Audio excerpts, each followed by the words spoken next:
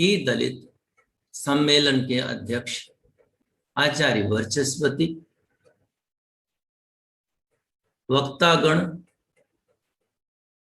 शास्त्रीगण, पदाधिकारी वर्ग, सज्जनों, महानुभावों,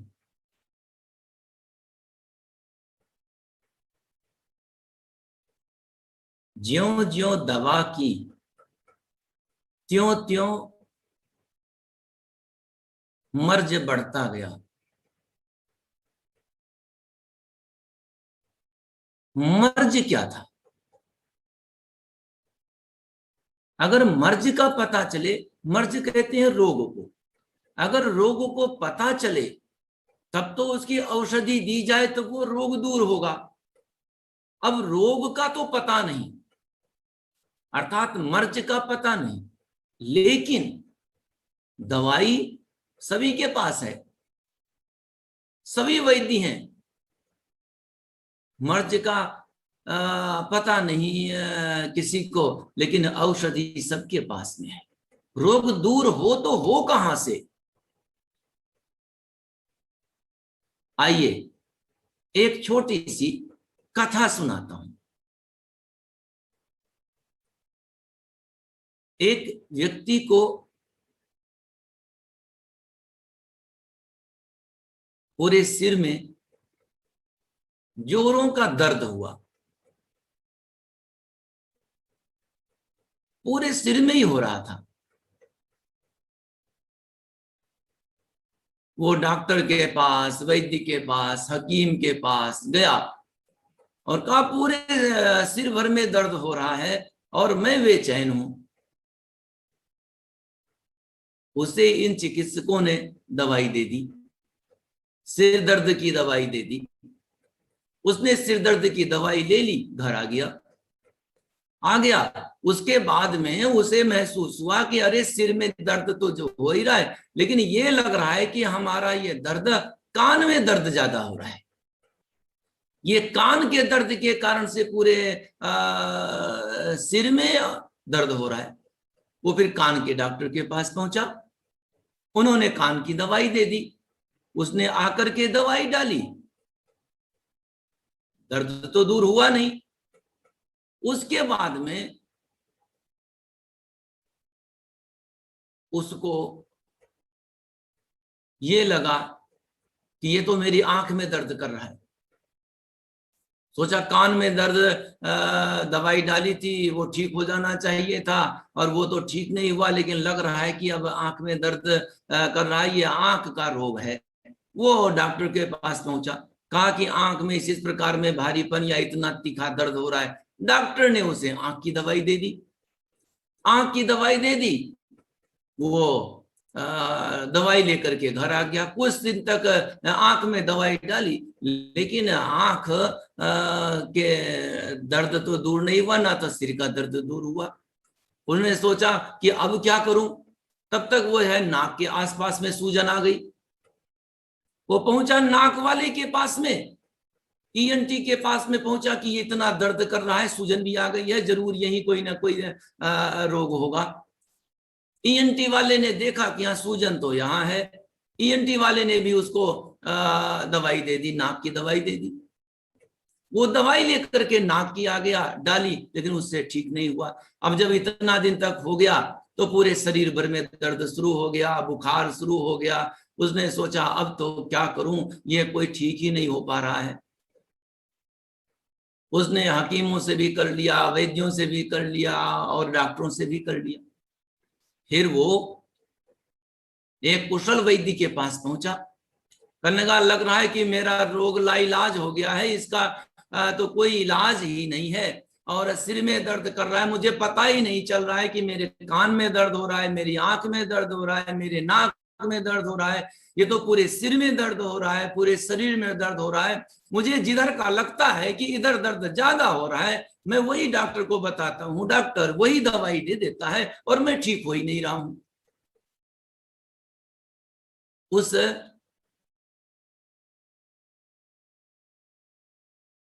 कुशल वैद्य ने पूछा कि भाई ये बताओ शुरू में दर्द कब हुआ था? उसने कहा मैं भोजन कर रहा था तब दर्द शुरू हुआ था और उसके बाद में यह बढ़ता ही चला गया। उसने सारे लक्षण पूछे और सारे लक्षण पूछने के बाद में उसने कहा अच्छा, कान देखा, कान ठीक है, आंख देखी, आंख ठीक है, नाक देखी, नाक ठीक है। उसने कहा अच्छा मुख दिखाओ, मुख दिखाया। दांत का जब देखा तो उसे लगा कि ये तो दाढ़ में कीड़े लगे हुए हैं। अब दाढ़ में कीड़े थे, उसने उसकी दवाई दे दी और ये कह दिया कि भाई डॉक्टर के पास में जाइए, इसको निकलवा ले और ये ठीक हो जाएगा। उसने यहां भी दवाई ले ली, डॉक्टर इसने कुशल वैद्य ने बता दिया, वहां पर जाकर के उसने दाढ़ को निकलवा लिया और वो ठीक हो गया। क्या ठीक हो गया?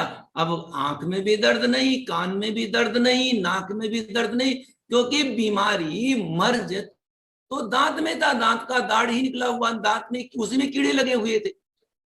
दाढ़ ठीक होते ही पूरा शरीर ठीक हो गया।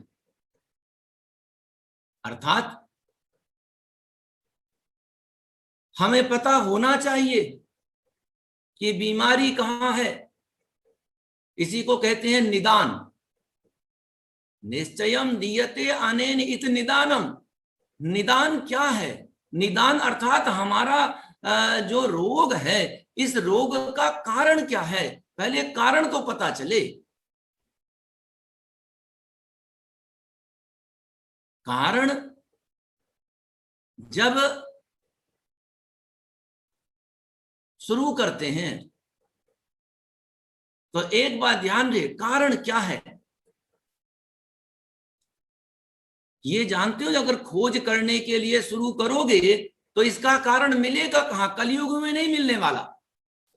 आपको इसका कारण अगर पाना है तो द्वापर में जाना होगा। अर्थात द्वापर से ये रोग लगा, द्वापर से कारण आया और वो रोग लगा, और वो रोग अभी भी है।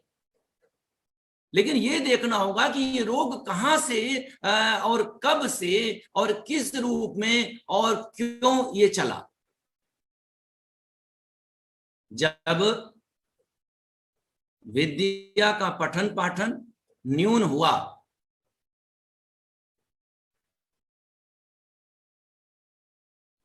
तो अपनी वर्चस्व की स्थिति, अपने उस अविद्या को छिपाने के लिए ऐसी व्यवस्था बना दी गई। उस व्यवस्था को हम द्वार कहते हैं। ऐसी व्यवस्था बना दी गई कि एक द्वार लगा दिया गया। द्वार के इस पार तुम, द्वार के इस पार हम। अर्थात ना तो द्वार के भीतर में वो जा सकते, ना द्वार के भीतर में वो जा सकते, ये द्वार ही बंद कर दिया। ध्यान से सभी समझना, ये द्वार बंद होना थोड़ा थोड़ा तो चलता रहा। इसीलिए महाभारत के समय तक तो ये परंपराएं किसी प्रकार से थोड़ी थोड़ी चलती रही हैं। इसीलिए मुश्किल से एक या दो उदाहरण मिलते हैं कि जो विद्या पढ़ करके उच्च बने हुए हों। और विद्या कितनी बिगड़ी ये देख लो कि द्वार बंद किया, द्वार बंद करने के बाद में क्या स्थिति रही, उसका एक उदाहरण देखो।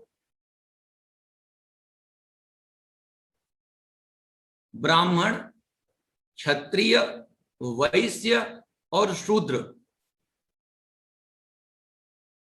ये चार वर्ण, और इन लोगों ने जो द्वार बना दिया, उस द्वार में कहा ब्राह्मण, क्षत्रिय और वैश्य तो सवर्ण, और जो शूद्र है वो तो वर्ण ही नहीं, सवर्ण की तो दूर बात जाने दीजिए। अर्थात इन लोगों ने यह तक नहीं विचार किया कि वर्ण चार हैं। वर्णेन सहिता, वर्णैः सहिता इति सवर्ण। अर्थात जो वर्ण के सहित है उसको सवर्ण कहते हैं। वर्ण का सहित तो शूद्र भी है, अर्थात ये शूद्र भी सवर्ण है। अपने को सवर्ण बना दिया, उसके तो नीच बना दिया। अर्थात सवर्ण तो चारों हैं। एक छोटी सी परंपरा देखो, और ये बहुत दीर्घ काल तक ये चलता रहा है कि सवर्ण तो दूसरे हैं और ये उच्च वर्ण हो गए, ये निम्न वर्ण हो गए, अर्थात ये सवर्ण हो गए, ये नीच हो गए। शूद्र भी एक वर्ण है, ब्राह्मण भी वर्ण है, क्षत्रिय भी वर्ण है, वैश्य भी वर्ण है, शूद्र भी वर्ण है। ये चारों के चारों सवर्ण हैं। ये कोई ये नहीं है, ना इसमें कोई नीचा ना ऊंचा या ना कोई किसी प्रकार का नहीं है, ये सभी सवर्ण है। इसका मतलब ये है, वो जो द्वार इन लोगों ने क्या किया, जो द्वार बंद किया, वो द्वार बंद नहीं, वो कोई द्वार खुला नहीं।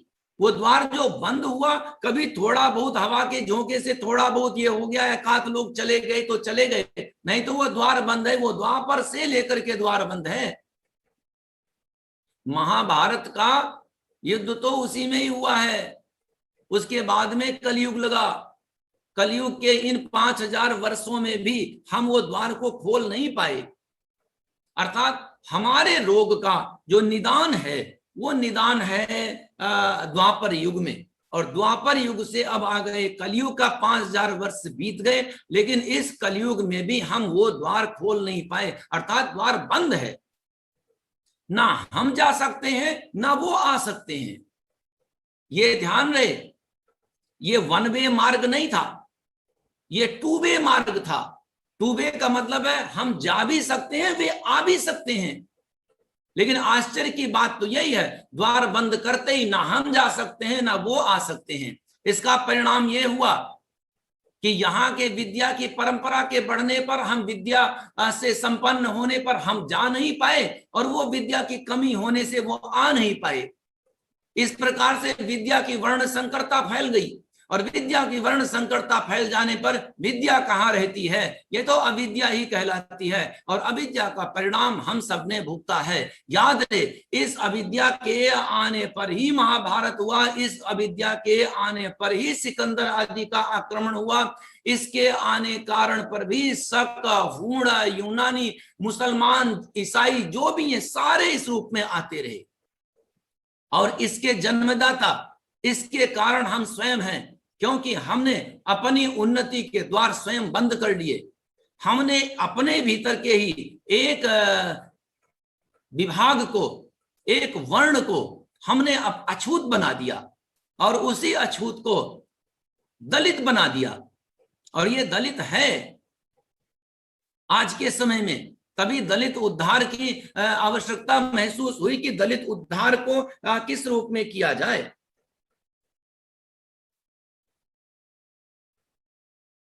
दलित उद्धार के लिए अनेकों ने प्रयास किया है, कोई एक लोगों ने नहीं, अनेकों ने प्रयास किया है। आर्य समाज के विद्वानों ने भी प्रयास किया। जिन जिन लोगों ने भी उसके लिए प्रयास किए, उन सभी को धन्यवाद।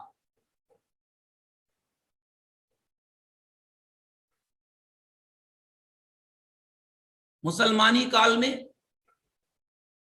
संत कबीर जी जैसे, उसके बाद के काल में ज्योतिबा फुले जी जैसे, उसके बाद में के काल में भीमराव अंबेडकर जी जैसे, सबने जितना भी जैसा समझा, उन सबने इसको दूर करने का प्रयास किया, और करना भी चाहिए। अगर हम मुसीबत में हो, अगर हम कष्ट में हो, अगर हम अपमान में हो, तो जितना भी मैं जानता हूं, जितना मेरी क्षमता है, मैं दूर करने का प्रयास तो करूंगा।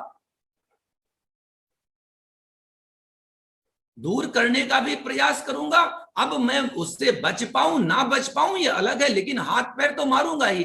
अगर इनमें कोई बुद्धिमान हो गया जिसने समझा कि भाई इससे दूर किया जा सकता है, उसने वो प्रयास किया, उन सबको धन्यवाद। इसके अलावा भी और भी हजारों लोगों ने इसके कालखंड में भी, इन 5000 वर्षों से अधिक के कालखंड में भी प्रयास किया है, जिनका नाम तक भी हम नहीं जानते हैं।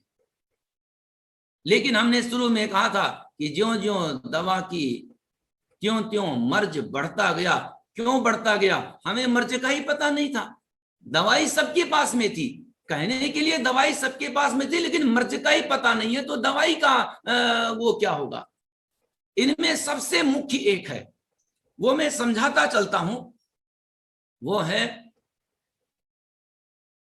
कहते हैं कि सब कुछ का समाधान अर्थ से हो सकता है, धन से हो सकता है। अगर धन दे दिया जाए, अगर निर्धनता दूर कर दी जाए, तो इनकी उन्नति संभव है।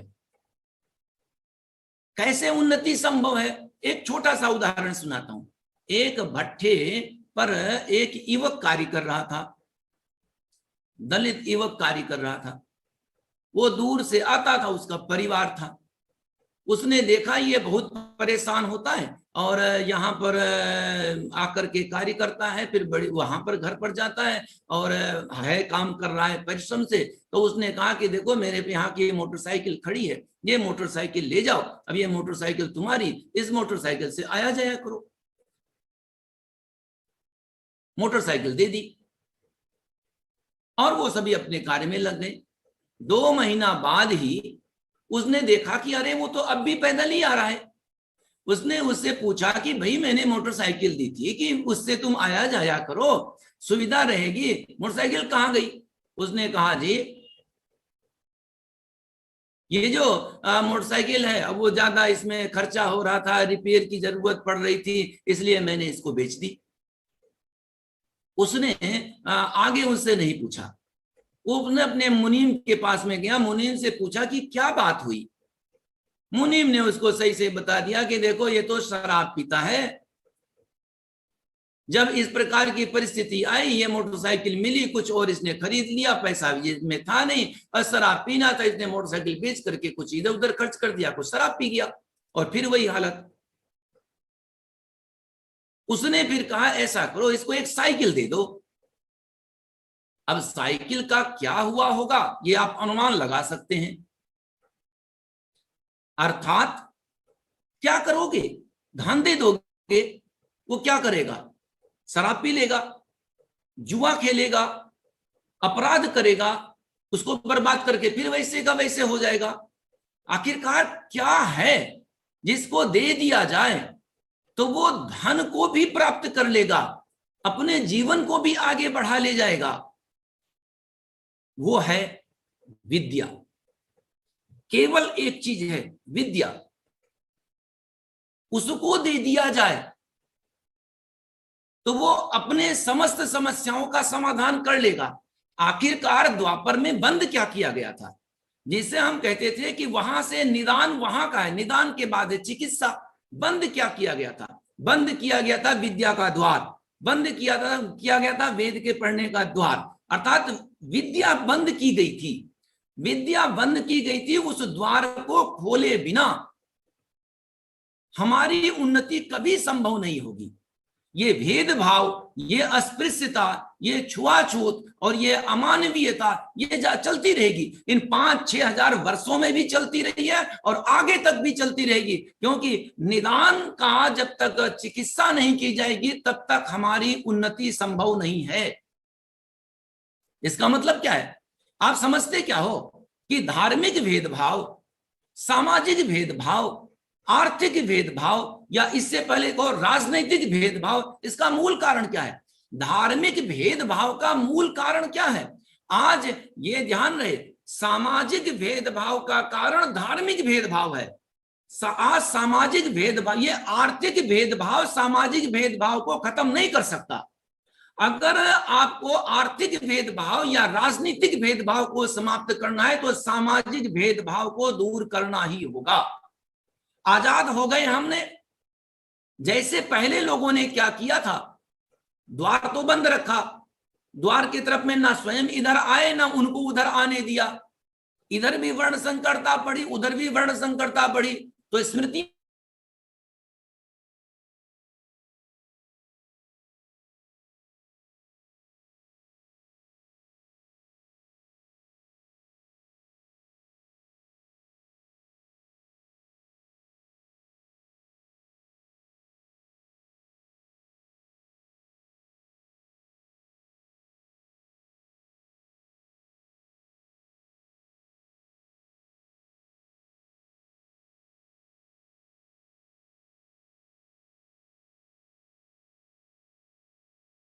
कारण सामाजिक भेदभाव नहीं, सामाजिक भेदभाव का मूल कारण धार्मिक भेदभाव है। अगर धार्मिक भेदभाव बना रहेगा तो सामाजिक भेदभाव को कोई दूर नहीं कर सकता। और ये धार्मिक भेदभाव राजा का विषय नहीं है। धार्मिक भेदभाव राजा नहीं दूर कर सकता। धार्मिक भेदभाव एक शासक नहीं दूर कर सकता। सामाजिक भेदभाव का मूल कारण है धार्मिक भेदभाव, और धार्मिक भेदभाव को दूर कर सकते हैं विद्वान लोग। लेकिन धार्मिक भेदभाव का कारण क्या है? पुनः समझा दूं, धार्मिक भेदभाव का कारण अविद्या है। उसी अविद्या के कारण से धार्मिक भेदभाव शुरू हुआ, और धार्मिक भेदभाव से सामाजिक भेदभाव शुरू हुआ, और सामाजिक भेदभाव से राजनीतिक भेदभाव शुरू हुआ। अर्थात ये क्रमिक है। आप अविद्या को जैसे वहां पर दूर करें, और उसको दूर करते ही धार्मिक भेदभाव दूर होगा, सामाजिक भेदभाव दूर होगा, राजनीतिक भेदभाव भी दूर होगा। अर्थात हमारे मुक्ति का कारण विद्या है, हमारे मुक्ति का कारण धार्मिक भेदभाव को दूर करना है, हमारे मुक्ति का कारण सामाजिक भेदभाव को दूर करने का है। अर्थात बिना इसको दूर किए हुए हमारी उन्नति संभव नहीं है। और एक बात बता दूं, जो द्वापर युग से शुरू हुआ था, हम कलयुग में आ गए।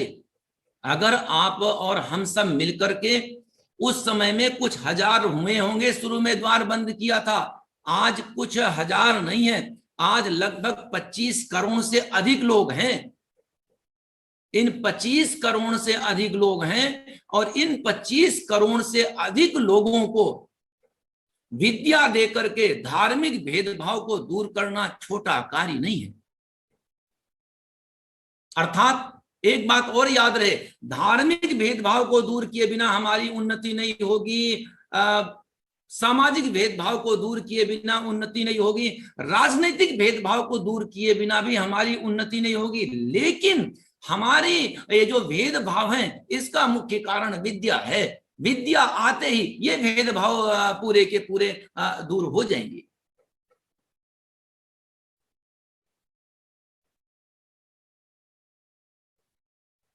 अब जो हजारों वर्षों से समस्या है, इसको दूर करोगे कैसे? दूर करने का उपाय है क्या? इसकी चिकित्सा क्या होगी? मैं आज इस ई दलित सम्मेलन में ये बताने के लिए नहीं बैठा हूं कि क्या क्या समस्याएं हो रही हैं। ये आप सभी भुक्तभोगी हैं, देख रहे हैं चारों तरफ की समस्याओं को, और हमारे कुछ और वक्तागण बताएंगे भी कि समस्याएं क्या हैं, उससे आप अवगत हो जाएंगे।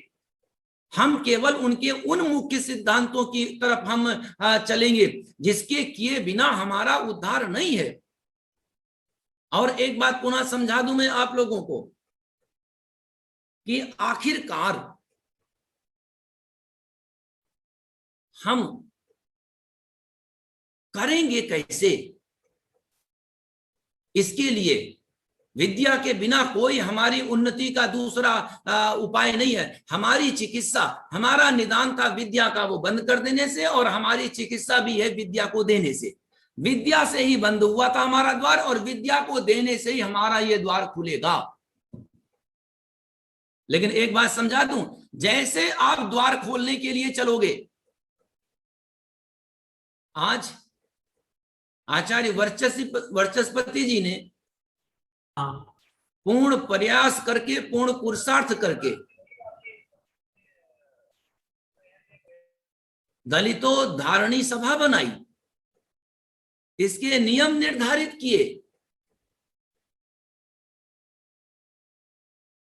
और लोगों को धर्म सिखाने के लिए, जिसके कारण से ये समस्याएं आई, और आज 25 करोड़ से अधिक लोग छुआछूत, भेदभाव और अस्पृश्यता और निर्धनता के रोगी हैं। इन्होंने पूरा संघर्ष किया। तो जानते हो, कुछ लोग, और एक और बता दें, कुछ लोग आप जब करेंगे, प्रयास करने के लिए चलेंगे, उनको विद्या देने के लिए चलेंगे, तो विरोध भी उतनी मात्रा में होगा, आपको संघर्ष भी उतनी मात्रा में करना पड़ेगा। चारों तरफ से लोग दौड़ेंगे कि अरे ये कैसे कार्य कर रहे हैं, दलितों का उद्धार कैसे संभव है। चारों तरफ से लोग दौड़ेंगे इसको रोकने के लिए। और आप लोगों ने, और इनके साथ साथ में कम से कम 12 शास्त्री हैं, जिन शास्त्री आर्य गुरुकुल महाविद्यालय से बने हैं, जिनके हृदय में पीड़ा है कि मैं अपने इस परंपरा को, अपने इस वर्ण व्यवस्था को मैं ठीक करूंगा, जिसके कारण से आज हमारा ये शरीर का एक अंग हमसे पृथक कर दिया गया।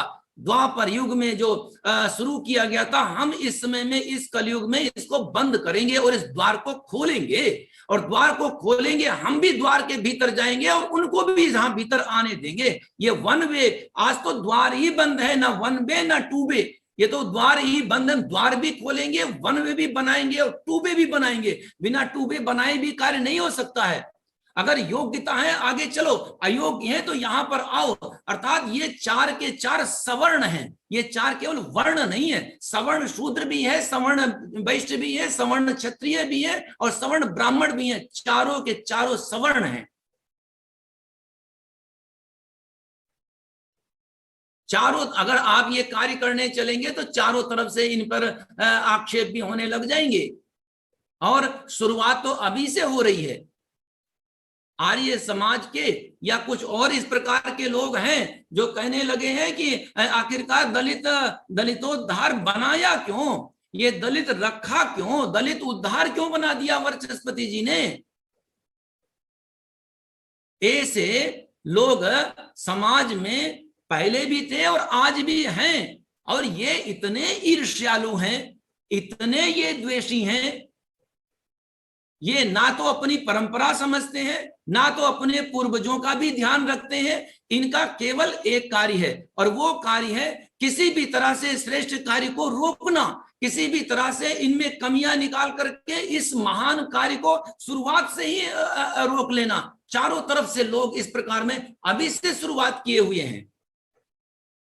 मैं उनको कहना चाहूंगा जो ऐसे अपने को बड़े भारी विद्वान या चिंतक बनते हैं, आर्य समाज के भी एक पीढ़ी ने बड़ा परिश्रम किया था, हम उनका नमन करते हैं। जिनमें स्वामी श्रद्धानंद जी अग्रणी हैं, पंडित ब्रह्मदत्त जिज्ञासु जी अग्रणी हैं, जिन्होंने इस उद्धार के कार्य को आगे बढ़ाया।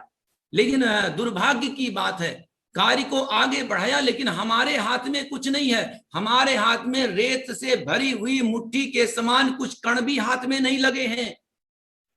हम अपने इन आर्य पूर्वजों के, आर्य विद्वानों के परिश्रम को देख रहे हैं, समझ रहे हैं, और जो वहां पर जिसके कारण से आज हमारे हाथ में रेत के कुछ कण भी नहीं लगे हैं, उसको भी दूर करके हम उनके कार्य को आगे बढ़ा रहे हैं।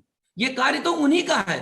और जिनको ये संशय हो ना, जिनको ईर्ष्यालु से इतना ज्यादा ग्रसित हैं कि जिनको सत्य दिखाई नहीं पड़ता है, वो अपने अज्ञानता को दूसरों पर बड़ी जल्दी थोपना चाहते हैं, दूसरे के किए हुए पुरुषार्थ को कोई महत्व नहीं देते। उनसे मैं कहना चाहूंगा कि आज से लगभग 65 वर्ष पहले 1957 में सार्वदेशिक पत्रिका का संपादकीय पढ़ लीजिए। उस संपादकीय में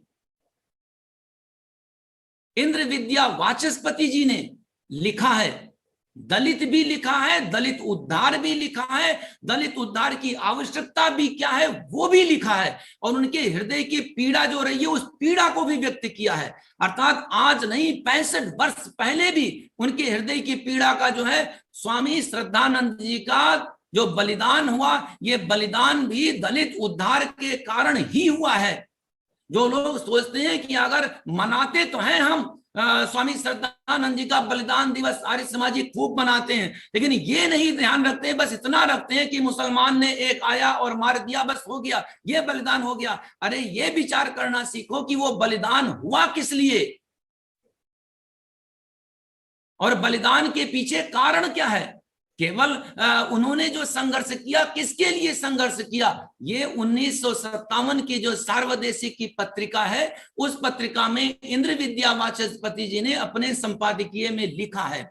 इसलिए मैं आर्य समाज के चिंतकों से भी ये कहना चाहूंगा कि जब भी कहो तो अपने पूर्वजों की तरफ में देख लो, वे श्रेष्ठ थे, उन्होंने जीवन जिया है, वो इसकी आवश्यकताओं को समझते रहे हैं, पूरा जीवन उन्होंने समाज की उन्नति के लिए लगाया है, पूरा जीवन उन्होंने भी धर्म की उन्नति के लिए लगाया है। जितने विद्वान वे थे, जितना संघर्ष वे कर सकते थे उन्होंने किया, उनके पुरुषार्थ को भी हम लोग नमन करते हैं। हम लोग कोई नई विधा नहीं चला रहे हैं, आचार्य वाचस्पति जी ने कोई नया नहीं चलाया है, उन्होंने अपने जीवन में देखा है कि आखिर संघर्ष क्या है। इन हजारों वर्षों में उन्होंने देखा है पूरा का पूरा एक वर्ग को चाहे कितनी उन्नति को प्राप्त क्यों ना कर ले, सामाजिक बहिष्कार, सामाजिक अस्पृश्यता, सामाजिक भेदभाव है भी और रहेगा भी जब तक धार्मिक भेदभाव दूर नहीं होता। और हमारे यहाँ पर कुछ आर्यगण भी होंगे, अरे आर्यों आप मुट्ठी भर लोग हैं, आप हिंदुओं को देखो जो 100 करोड़ से अधिक हिंदू हैं, उनकी तरफ देख करके निर्णय करो। केवल मुट्ठी भर जो 2-4 लाख आर्य समाजी हैं उनको देख करके निर्णय नहीं कर सकते। आर्य समाजी ऋषि दयानंद की परंपराओं के अनुसार में है, वे ना मानते हैं, श्रेष्ठ है, मन में हो दुर्भाग्य है, अभिव्यक्त नहीं होता, श्रेष्ठ है। लेकिन ये मान करके देखो ये थोड़े से लोग हैं, 100 करोड़ लोग हैं, उन 100 करोड़ लोगों को देख करके निर्णय करो। इन 100 करोड़ में 25 करोड़ हैं ये दलित। और एक बात बता दें, चाहे कोई लाख जतन कर ले, बिना धार्मिक भेदभाव को दूर किए हुए इनकी उन्नति नहीं की जा सकती है, चाहे आगे और भी कई हजार वर्ष क्यों ना बीत जाएं, क्योंकि निदान है वो और उसकी चिकित्सा भी यही है। धार्मिक भेदभाव को दूर करने का कारण विद्या है और वो द्वार खोलना ही होगा। अब एक बात और भी समझा दूं, यहां पर जो आपके कार्यकर्ता और हैं, दलित वर्ग के जो कार्यकर्ता हैं, उनको एक और मैं समझाता चलूं। कहीं आप ये सोच रहे हो कि केवल आचार्य वाचस्पति जी और इनकी जो टीम है, अर्थात इनका जो वर्ग है, केवल ये संघर्ष करेगा तो सफल हो जाएगा, तो कैसे सफल हो जाएगा और कैसे असफल हो जाएगा वो मैं बताता हूं। महाभारत के युद्ध में कौरवों ने चक्रव्यूह रचा। चक्रव्यूह को अभिमन्यु ने कहा कि मैं इसको तोड़ दूंगा, लेकिन मैं अकेले कैसे उसको ध्वस्त कर पाऊंगा, मैं अकेले ध्वस्त नहीं कर सकता।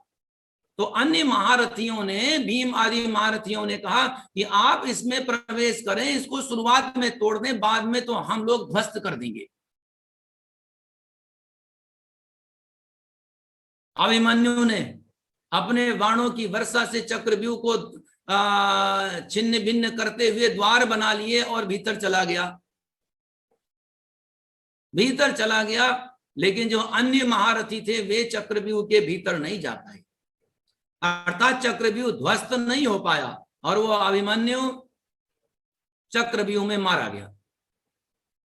ये एक चक्रव्यूह है, आप लोग इसे गंभीरता से समझना है, ये इतना आसान नहीं है। ये एक चक्रव्यूह है जिसको बड़े सावधानी के साथ में इन कई हजार वर्षों में लोगों ने बनाया है। कई हजार वर्षों में इसका वो बनाया गया है, ये है चक्रव्यूह। चक्रव्यूह में आचार्य वाचस्पति जी और इनका वर्ग प्रवेश तो कर सकता है, रास्ता बना सकता है, लेकिन इसको ध्वस्त नहीं कर सकता। आप चाहे मानो या ना मानो, परिस्थितियां अगर आकलन करके देखोगे तो यही है। अर्थात इसको ध्वस्त करना है तो आप सबका सहयोग चाहिए, बिना आप सबके सहयोग किए ये चक्रव्यूह ध्वस्त नहीं होगा और ये सब भी उसके भीतर में रहकर काल कवलित हो जाएंगे। काल कवलित का मतलब है मर जाएंगे, फिर यही परंपराएं चलती रहेंगी। फिर किया क्या जाए, इस चक्रव्यूह को ध्वस्त करने का साधन क्या है? इस चक्रव्यूह को ध्वस्त करने का एक साधन है, आचार्य वाचस्पति जी और इनका वर्ग जो दलितोद्धारणी सभा बनाई हुई है, ये चक्रव्यूह में प्रवेश कर सकते हैं, इस चक्रव्यूह के द्वार को खोल सकते हैं। याद रहे, वे वही द्वार है जो द्वार द्वापर में बंद हुआ था, ये इस द्वार को खोल सकते हैं, लेकिन पूरी तरह से ध्वस्त नहीं कर सकते। इसको ध्वस्त करने के लिए प्रत्येक के सहायता की जरूरत होगी। जब तक प्रत्येक इनको सहायता नहीं देगा, तब तक ये इस चक्रव्यूह को अकेले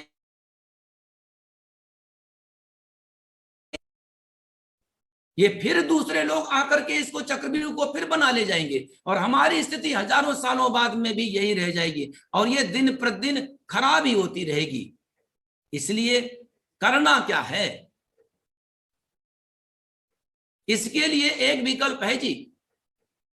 जितने भी आर्यगण हैं, जितने भी बुद्धिजीवी गण हैं, जितने भी दलित में पढ़ा लिखा वर्ग है, वो एक बात को सोच ले कि दलितोद्धारणी सभा का हमें सहयोग करना ही करना है, और हम इनके साथ में कंधे से कंधा मिला करके इस महान कार्य को करने का प्रयास करेंगे।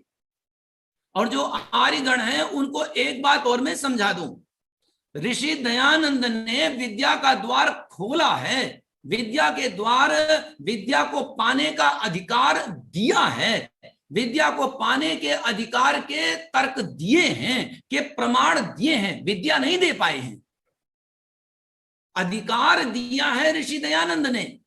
विद्या देने का उपक्रम आप करें, अर्थात अधिकार ऋषि दयानंद ने दे दिया, केवल अधिकार लेने से कार्य नहीं, या अधिकार देने से कार्य नहीं चलेगा, विद्या को लेना और देना पड़ेगा। इसीलिए मैं कहता हूं कि दलितोद्धारणी सभा, ऋषि दयानंद ने अधिकार दिया, अब उस विद्या को आपको देना है, कम से कम 25 करोड़ से अधिक लोगों को। अर्थात आप ऋषि दयानंद के भी परंपरा के हैं, आप उन जिन लोगों ने इसके लिए प्रयास किया उनकी परंपरा के भी हैं। आप किसी के भी पुरुषार्थ को नकार नहीं सकते, आपको सभी के पुरुषार्थ को नमन करना होगा, उनके पुरुषार्थ को उनको श्रेय भी देना होगा, और उनके सारे पुरुषार्थ को साथ लेकर के इसका उद्धार करना होगा। और ये उद्धार हमारा अपना है, ये उद्धार कोई हम किसी पर एहसान नहीं कर रहे हैं, बल्कि हम अपनी ही उन्नति के लिए पुरुषार्थ कर रहे हैं।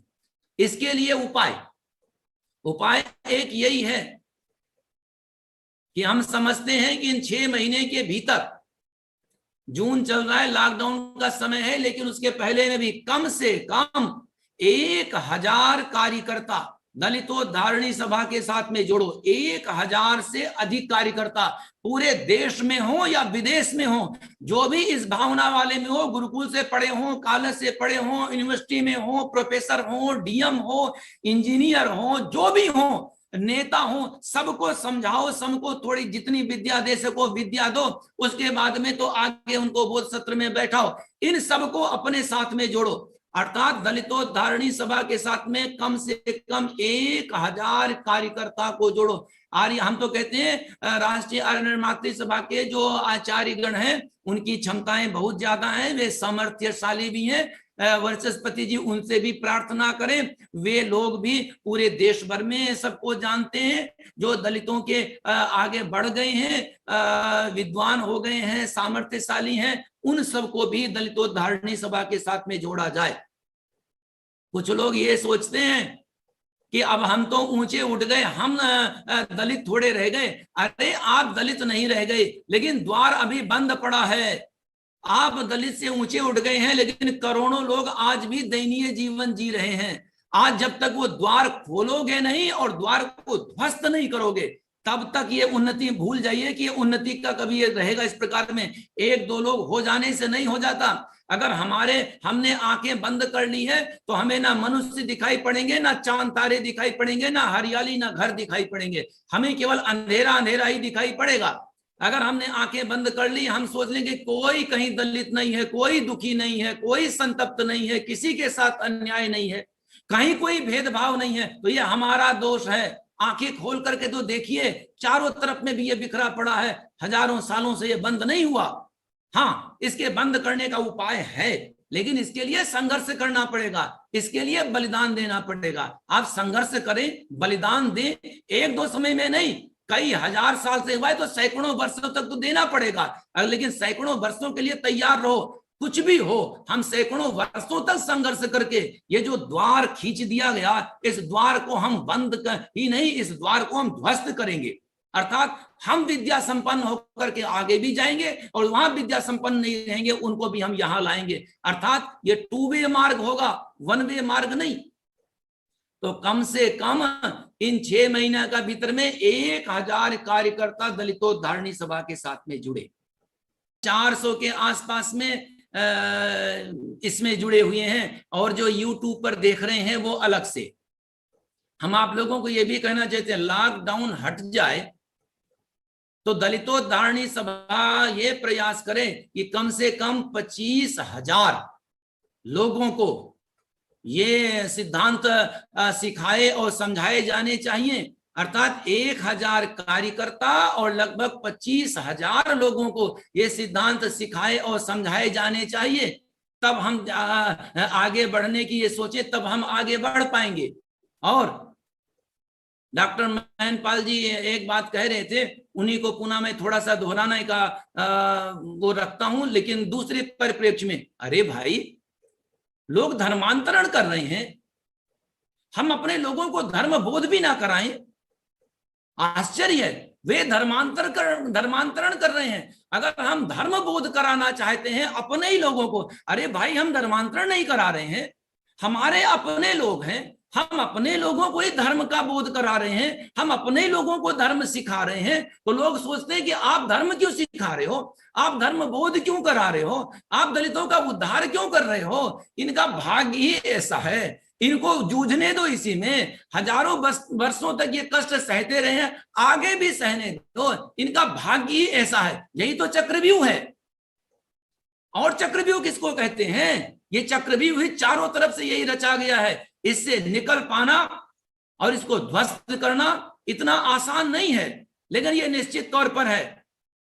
जितने दलितोद्धारणी सभा के हैं ये तो निश्चित तौर पर है। ये करो कि वो धर्मांतरण कर रहे हैं, हजारों का नहीं लाखों का किया है, और हम अपने लोगों को धर्म बोध भी नहीं करा पा रहे हैं।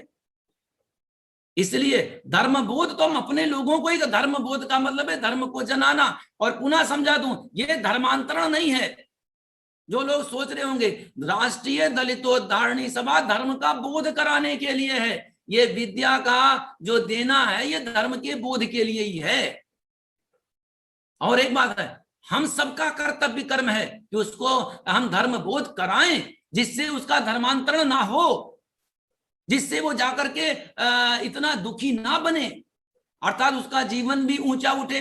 2-3 चीजें और मैं समझा दूं, 2-3 चीजों को समझाने के बाद में हम विराम इसको देंगे। सबसे पहली बात एक और सभी समझ लें, जितने यहाँ कार्यकर्ता हैं, हम अतिशीघ्र चाहेंगे, ये लॉकडाउन के कारण ही ये हुआ, अन्यथा इसकी फिजिकल ये सम्मेलन होता, ये वर्चुअल सम्मेलन नहीं। वर्चुअल सम्मेलन तो इस कारण से, लॉकडाउन के कारण से हुआ। आप लोग एक बात समझ लें, सभी कार्यकर्तागण, और दूसरों को समझाने का भी प्रयास ये करेंगे कि ये राजनीतिक आंदोलन नहीं है। कुछ लोग भी आपको इसी चक्रव्यूह में फंसाने की सोचेंगे कि ये तो राजनीतिक पार्टी, राजनीतिक आंदोलन है। ये राजनीतिक आंदोलन नहीं है, राजनीतिक पार्टियां राजनीति करती हैं। ये धार्मिक संगठन है, ये सामाजिक संगठन है, ये आर्थिक संगठन है। ये सामाजिक भेदभाव को दूर करेगा, ये धार्मिक भेदभाव को दूर करेगा, ये आर्थिक भेदभाव को दूर करेगा। फिर राजनीति क्या हुआ? चुनाव राजनीतिक पार्टियां लड़ती हैं। अरे हम स्वतंत्र देश के नागरिक हैं, वोट देना मेरा अधिकार है, मैं जिसको चाहूं उसको वोट दूं, इसको राजनीति करना नहीं कहते। हाँ, हम संगठित हैं। राष्ट्रीय दलितोद्धारणी सभा के अंतर्गत अगर 10 लाख लोग हो जाते हैं जो विद्या से संपन्न हो जाते हैं, तो ये ठीक बात है कि ये संगठित अपना कहीं वोट डालेगा। ये संगठित भी वोट डालना कोई राजनीति करना नहीं हुआ। ये तो हमारा कर्तव्य है, ये तो हमारा अधिकार है, हमारा अधिकार है, इसको राजनीति नहीं कहते। ये तो करेगी। संगठित नहीं है। एक परिवार का संगठित 15 वोट कहीं पड़ता है तो परिवार राजनीति करने लग गया क्या? अगर 10 लाख 20 लाख दलितोद्धारणी सभा के संगठित से अगर कहीं वोट पड़ता है तो ये राजनीति करने लगी क्या, ये कहा जाएगा? राजनीति राजनीतिक पार्टियां करती हैं। हाँ, जो हमारा काम करेगा, जो हमारा हित करेगा, जो हमारे उद्धार के लिए सहयोगी बनेगा, निश्चित तौर पर हम उसका सहयोग करेंगे, कोई भी हो हम सब। इसीलिए कोई ये ना सोचे कि ये राष्ट्रीय दलितोद्धारणी सभा किसी राजनीति के लिए बनाया गया है या राजनीतिक उद्देश्य या इसका प्रकट एजेंडा या हिडन एजेंडा, कुछ नहीं है। इसका उद्देश्य धार्मिक, सामाजिक और आर्थिक आंदोलन के लिए ही है। हाँ, कुछ लोग ये सोच रहे होंगे कि ये आर्थिक आंदोलन कैसे है। अरे भाई, अगर एक युवा भूखे मर रहा है तो क्या जूते में पालिश करने की भी उसकी व्यवस्था ना बनाएं, उसको भूखे मरने दें? अर्थात कम से कम हम इतनी तो व्यवस्था करेंगे कि वो जूते का पालिश करके अपना पेट भर सके। याद रहे, आप इससे बच नहीं सकते कि इससे आप बच जाएंगे। और ये खैरात नहीं है, ये दान नहीं है, हम ये परिश्रम करने की सीख है। अर्थात आर्थिक भेदभाव का ये मतलब नहीं हुआ कि हम खैरात या उस रूप में रखेंगे। आर्थिक भेदभाव को दूर करने का मतलब है कि हम परिश्रम की सीख सिखाएंगे। अर्थात किसी को हम ये कहते हैं आर्थिक भेदभाव को दूर करना। और आर्थिक भेदभाव तब तक आर्थिक भेदभाव बना रहेगा जब तक सामाजिक भेदभाव है। सामाजिक भेदभाव का कारण धार्मिक भेदभाव है। लेकिन इतना जरूर है, हमारी उन्नति के दो साधन हैं। चाहे आप कुछ भी करें, हमारी उन्नति के दो साधन हैं। एक साधन है सबसे बड़ी विद्या और दूसरा साधन है धन। धन हमें जीवित रखेगी, लेकिन विद्या हमें जीवन देगा। विद्या मेरे पास में है तो धन हम कमा लेंगे, धन मेरे पास में है तो जरूरी नहीं है कि मुझे विद्या मिलेगी। अर्थात हमारी उन्नति का साधन केवल एक है, विद्या। लेकिन संगठन का उद्देश्य दोनों बनेंगे। संगठन का उद्देश्य बनेगा विद्या भी और धन भी। इसको और उस रूप में ले जाओ तो उसको वेद कहते हैं और अर्थ कहते हैं। और सरल करें, एक धर्म कहते हैं, एक अर्थ कहते हैं। चाहे धर्म कहो, चाहे वेद कहो, चाहे विद्या कहो, ये एक ही है। और चाहे अर्थ कहो, चाहे धन कहो, चाहे संसाधन कहो, ये सब एक में ही आएंगे। इसीलिए एक बात याद रखना, राष्ट्रीय दलितोद्धारणी सभा केवल झुनझुना नहीं है। आपने ये सोच लिया होगा कि बना दिया, कुछ लोग अध्यक्ष बन गए, बस हो गया मात्र। ये वो हमारा कर्तव्य कर्म है जिससे हम 25 करोड़ लोगों को हम एक सम्मानित, एक व्यवस्थित और एक हम जीवन दे सकें, जहां ना भेदभाव होगा, ना अस्पृश्यता रहेगी, ना छुआछूत होगा। ये समझ लीजिए, ये राजनीतिक पार्टी नहीं है। हाँ, ये धार्मिक आंदोलन।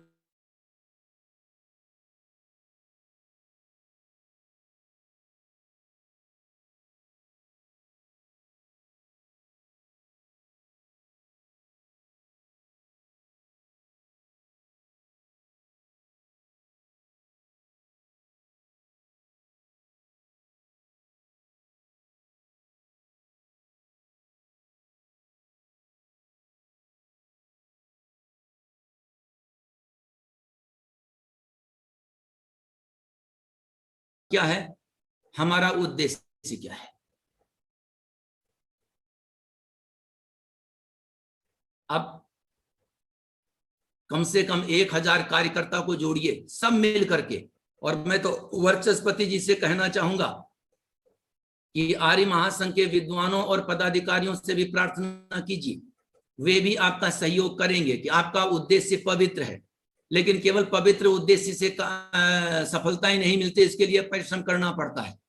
जहां तक मुझे नजर आता है, सबसे अधिक सहयोगी आपका यही संगठन हो सकता है, क्योंकि इस संगठन के उद्देश्य भी आपके ही तुल्य हैं। इनके हृदय में भी मनुष्य मात्र को आगे बढ़ाने की पीड़ा है।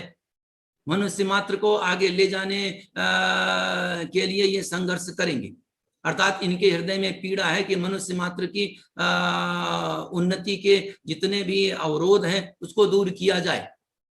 अर्थात उनकी उन्नति हो, उनकी पीड़ा का हरण हो, उनके अवरोध को दूर किया जाए। तो वे भी आपका सहयोग करेंगे। इसके अलावा देश में जितने भी संगठन हैं, अन्य जितने भी विद्वान हैं अन्य, उन सब से भी संपर्क कीजिए। अच्छा, वो विद्या क्या है? जो हमारे सारे रोगों का निदान है, जो हमारे सारे रोगों की चिकित्सा है, वो विद्या क्या है? उस विद्या जहां दी जाएगी वो विद्या है बोध सत्र।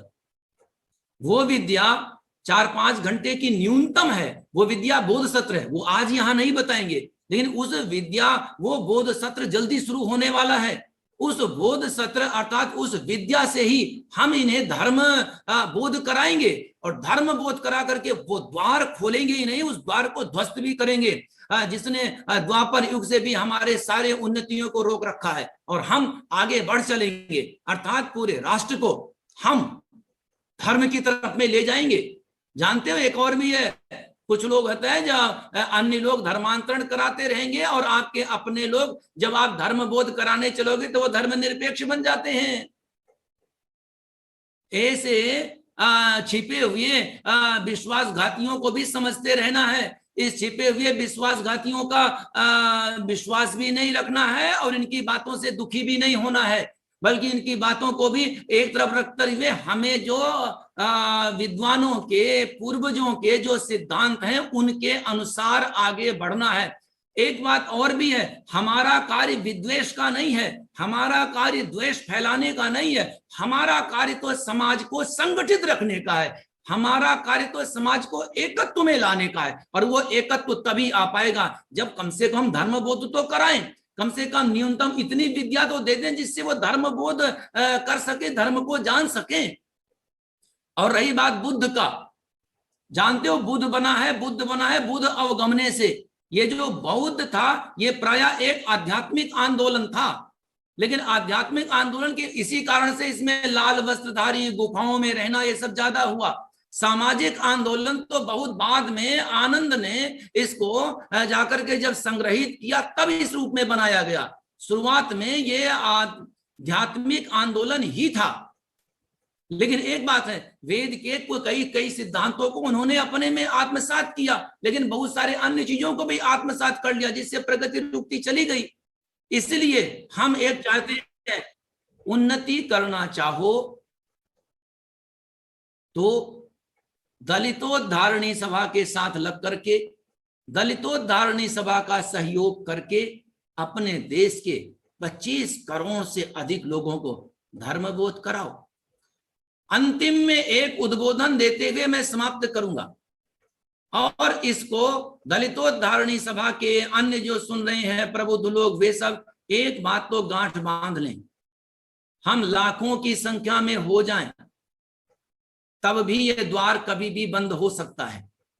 अगर इस द्वार को ध्वस्त रखना है और ये रखना है कि ये द्वार कभी भी फिर ये ना बनाने पाए, तो इसका कारण है कम से कम हमें 5 करोड़ से अधिक लोगों को धर्म बोध कराकर धार्मिक बनाना ही होगा। हाँ, इतने लोगों को हमने बना लिया तो है क्या, 2 हरियाणा के बराबर ही तो हुआ जनसंख्या, 2 हरियाणा के बराबर ही तो राज्य हुआ। अर्थात अगर 5 करोड़ लोगों को हमने धर्म बोध करा करके धार्मिक बना दिया तो ये मान करके चलिए फिर ये द्वार कोई किसी के भीतर में सामर्थ्य नहीं रहेगी कि ये द्वार को बंद कर दे। और अगर हम 10-20 लाख बना करके सोचने लगे कि मेरा पुरुषार्थ हो गया, मैं तो बस सफल हो गया, तो ये संभव नहीं है। लेकिन इतना ऊंचा उद्देश्य रखो। लेकिन अगर मान लेते हैं आपने 1 लाख, 2 लाख, 10 लाख बनाए तो घबराना भी नहीं है, बल्कि हमारा पुरुषार्थ अनवरत रूप से चलना ही चाहिए, तभी हम सफलता को प्राप्त होंगे। हजारों वर्षों की परंपराएं, हजारों वर्षों की अविद्या, हजारों वर्षों का अज्ञान जो आया है उसे एक दिन में दूर नहीं किया जा सकता। लेकिन आप ये ना सोचिए, प्रयास तो हमें सेकंड, मिनट और घंटों और दिनों में करना ही होगा, तभी जाकर के वो समय आ पाएगा कि हम श्रेष्ठता की तरफ में बढ़ सकेंगे। बिना इसके हमारी उन्नति का कोई उपाय नहीं है। हम एक बात यही कहना चाहेंगे कि आप सभी दलितोद्धारणी सभा के जो इसके बाद के आने वाले विद्वान हैं, उनके भी विचारों को एकाग्रता पूर्वक सुने। इनके जो पदाधिकारी हैं, उनकी जो योजनाएं हैं, उन योजनाओं को भी आप सुने। इसलिए 1 बजे तक का कार्यक्रम है, 1 बजे तक का सम्मेलन है, तब तक आप सब जुड़े रहें। जैसे ही लॉकडाउन हटता है, वैसे शीघ्र ही हम लोग चाहेंगे कि एक फिजिकल सम्मेलन भी बुलाया जाए, एक आहूत किया जाए, जिसमें भी हम अपने लोगों को समझाने का प्रयास करें और उनका साथ लेकर के आगे बढ़ सकें। इसलिए आप सभी 1 बजे तक सब एक साथ रहेंगे, एक साथ सोचेंगे, एक साथ विचारेंगे, एक साथ संघर्ष करेंगे। अंतिम में एक विशेष, आप सभी आचार्य वर्चस्पति जी और इनके पूरे वर्ग अर्थात दलितोद्धारणी सभा के सफलता की कामना कीजिए और इनका हर प्रकार से सहयोग कीजिए। आप सभी को धन्यवाद। नमस्ते जी।